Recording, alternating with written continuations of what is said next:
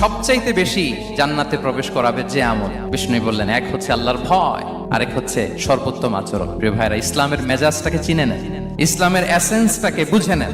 আমরা ভালো আচরণকে গুরুত্ব দিতে চাই না। অনেক নামাজি লোক দেখবেন নামাজ পড়তে পড়তে কপালে কালো দাগ ফেলে দিচ্ছে, বাসায় বউয়ের সাথে খারাপ আচরণ করে, খিটখিটে মেজাজের, প্রতিবেশীর সাথে শুধু ঝগড়া, কলিগদের সাথে ঝগড়া, মারামারি, দুঃসম্পর্ক, এরকম আছে না? নাই বলেন, আছে না? কিন্তু নামাজি, অনেক বড় হাজি, একদিনও কোরআন তেলাওয়াত মিস হয় না।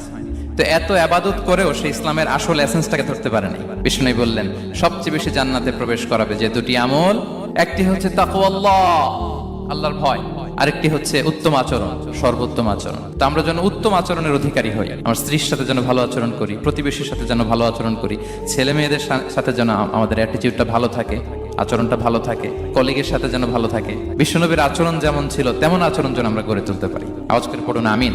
সুনানে আবু দাউদের এক